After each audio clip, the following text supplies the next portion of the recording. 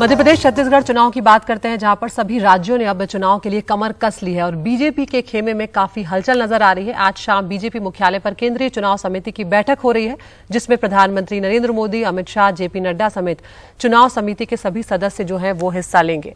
इस साल के अंत में होने वाले 5 राज्यों के विधानसभा चुनाव को लेकर रणनीति पर चर्चा होगी और माना जा रहा है कि आज की बैठक में पार्टी उन सीटों के लिए रणनीति तैयार करेगी जहां वो कमजोर है और साथ ही विधायकों के कामकाज की भी समीक्षा की जाएगी। हमारे साथ हमारे एग्जीक्यूटिव एडिटर अखिलेश शर्मा जुड़ गए हैं। अखिलेश, हम देखते हैं अमूमन चुनाव की घोषणा से पहले बीजेपी चुनाव समिति की बैठक जो है वो नहीं होती है, लेकिन इस बार ऐसा हो रहा है। क्या खास बात है? क्या कहीं बीजेपी को ये लगता है कि इस बार मध्य प्रदेश में उसे कांटे की टक्कर मिलने वाली है? बिल्कुल, बीजेपी किसी भी तरह का जोखिम मोल नहीं लेना चाह रही है। चाहे मध्य प्रदेश की बात हो, चाहे राजस्थान के, छत्तीसगढ़ की या फिर तेलंगाना या मिजोरम, इन 5 राज्यों में इस साल के अंत में विधानसभा के चुनाव होने हैं। ज्यादा समय नहीं बचा है और इसीलिए बीजेपी परंपरा से हटकर, क्योंकि परंपरा ये रही है कि जब चुनाव की घोषणा हो जाती है उसके बाद उम्मीदवारों के चयन के लिए केंद्रीय चुनाव समिति की बैठक होती है, लेकिन इस बार चुनाव के ऐलान से पहले ही केंद्रीय चुनाव समिति की बैठक हो रही है और यहाँ पर बताया गया कि जो कमजोर सीटें हैं, जहां पर की बीजेपी पिछली बार नहीं जीत पाई थी, उन सीटों पर भी उम्मीदवारों के चयन की प्रक्रिया बीजेपी शुरू कर देगी। जो संभावित उम्मीदवार है उन्हें सतर्क भी कर दिया जाएगा कि आपको टिकट मिल सकता है, लिहाजा आप अभी से काम में जुट जाए।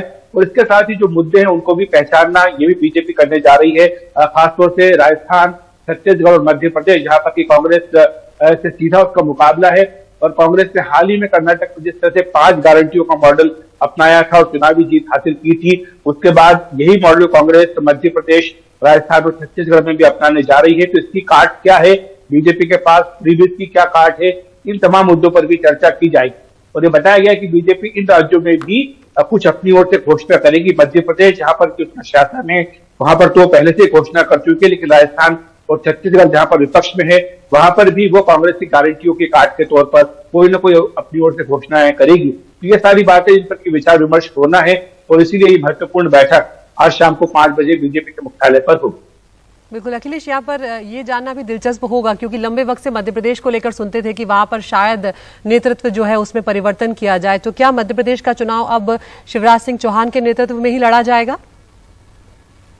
निश्चित तौर पर बीजेपी ये बात स्पष्ट कर चुकी है कि वहां पर मुख्यमंत्री शिवराज सिंह चौहान ही रहेंगे, प्रदेश अध्यक्ष वी डी शर्मा ही रहेंगे।